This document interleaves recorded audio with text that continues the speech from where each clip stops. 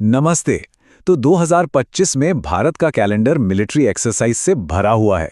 पर ये सिर्फ ट्रेनिंग ड्रिल्स नहीं है, ये उससे कहीं ज़्यादा है। ये हमारी नेशनल स्ट्रैटेजी का एक बहुत बड़ा हिस्सा है। तो चलिए साथ मिलकर समझते हैं कि आखिर ये अभ्यास इतने ज़रूरी क्यों हैं।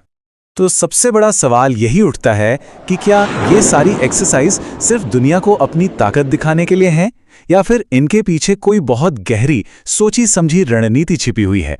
चलिए इसी सवाल का जवाब ढूंढते हैं।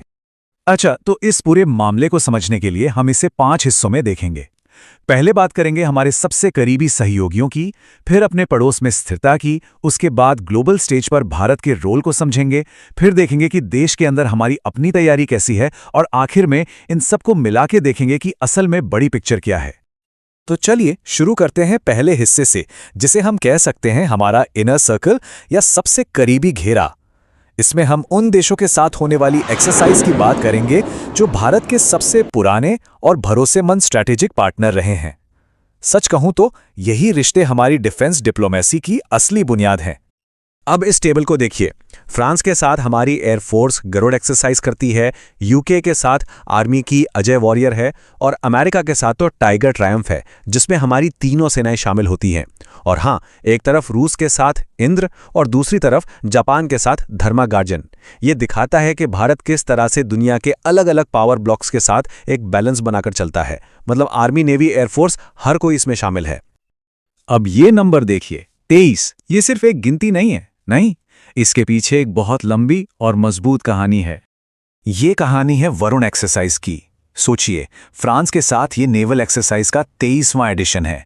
मतलब ये पार्टनरशिप कोई कल की बात नहीं है, ये दशकों के भरोसे और साथ काम करने का नतीजा है। ये वो दोस्ती है जिसने वक्त की हर परीक्षा पास की है। तो अपने सबसे करीबी दोस्तों के बाद अब बात करते हैं अपने पड़ोस की।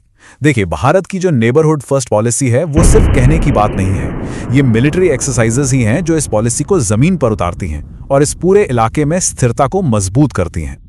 जैसे कि श्रीलंका के साथ हमारी आर्मी की मित्र शक्ति एक्सरसाइज है, और बांग्लादेश के साथ नेवी की बोंगो सागर। ये बहुत जरूरी हैं। और हाँ, इंडोनेशिया के साथ समुद्र शक्ति। ये दिखाता है कि हमारी नज़र सिर्फ अपने आसपास के पड़ोसियों पर ही नहीं, बल्कि इंडोनेशिया जैसे अहम समुद्री पार्टनर पर भी है, जो पूरे इंडो पैसिफिक के लिए कितना क्रूशियल है। तो मतलब साफ है, इन एक्सरसाइज का असली मकसद सिर्फ आप कह सकते हैं जंग की तैयारी करना नहीं है। नहीं, असल मकसद तो अपने पड़ोसियों के साथ भरोसा बनाना है। ये पक्का करना है कि जरूरत पड़ने पर हम एक साथ मिलकर काम कर सकें।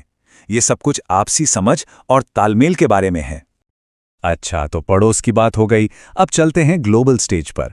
देखते हैं कि भारत दुनिया के मंच पर अपनी ताकत और भूमिका कैसे दिखा रहा है। अब हम उन बड़ी मल्टीनेशनल एक्सरसाइज की बात करेंगे जहां भारत एक की प्लेयर की तरह दुनिया की कॉमन सिक्योरिटी चुनौतियों पर सबके साथ मिलकर काम कर रहा है। इसमें सबसे बड़ा नाम तो है मालाबार का, जो इंडो पैसिफिक में स्टेबिलिटी के लिए एक बहुत ही जरूरी नेवल एक्सरसाइज है। फिर एक है कोमोडो, जिसे इंडोनेशिया होस्ट करता है, और इसका फोकस भी रीजनल समुद्री सहयोग पर है। और एक बहुत ही खास है सैकेक्स। ये एक ऐतिहासिक एक्सरसाइज है, पहली बार भारत और 10 अफ्रीकी देशों के बीच तंजानिया में हुई।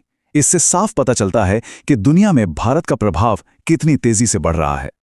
तो ठीक है, हमने बाहर की दुनिया की बात कर ली, अब जरा घर के अंदर झांकते हैं।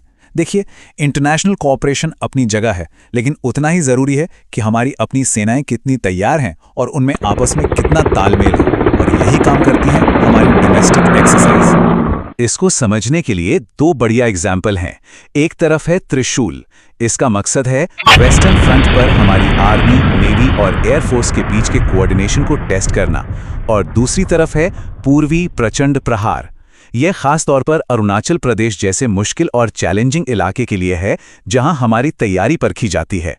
तो देख रहे हैं, एक बड़े पैमाने पर तीनों सर्विसेज का तालमेल और दूसरा एक खास इलाके की तैयारी, दोनों ही अपनी अपनी जगह बहुत जरूरी हैं। अब इन सभी एक्सरसाइज के पीछे, चाहे वो देश में हो या विदेश में, एक ही मकसद होता है। एक शब्द है, इंटरऑपरेबिलिटी। इसका सीधा साधा मतलब है अलग अलग मिलिट्री फोर्सेस का एक दूसरे के सिस्टम, तरीकों और इक्विपमेंट के साथ मिलकर काम कर पाना। बस यही हर जॉइंट एक्सरसाइज का सबसे बड़ा गोल होता है। तो हमने अपने करीबी सहयोगियों को देखा, पड़ोसियों को देखा, ग्लोबल स्टेज को समझा और अपनी घरेलू तैयारी को भी परखा। अब वक्त है इन सब डॉट्स को कनेक्ट करने का और ये समझने का कि ये जो 2025 का पूरा एक्सरसाइज कैलेंडर है, ये हमें असल में बता क्या रहा है। तो इससे हमें 4 बड़ी बातें समझ आती हैं। पहली, ये एक्सरसाइज सिर्फ ट्रेनिंग नहीं, बल्कि हमारी फॉरेन पॉलिसी का एक ज़रूरी टूल है। दूसरी, ये हमारे पार्टनर्स और पड़ोसियों के साथ भरोसा मजबूत करती हैं। तीसरी बात, ये दुनिया को एक सिग्नल देती हैं कि हमारी प्राथमिकताएं क्या हैं और हमारी काबिलियत क्या है। और सबसे आखिर में, ये हमारी अपनी फोर्सेस को किसी भी हालात के लिए ऑपरेशनली रेडी रखती हैं। और आखिर में मैं एक सवाल के साथ छोड़ना चाहता हूं। ये जो 2025 की पार्टनरशिप्स बन रही हैं, ये जो काबिलियत हम हासिल कर रहे हैं, ये सब आने वाले दशक के अनजान और मुश्किल चैलेंजेस के लिए भारत को कितना और कैसे तैयार कर रही हैं। सोचने वाली बात है ना? खैर, इसका जवाब तो हमें आने वाला वक्त ही देगा।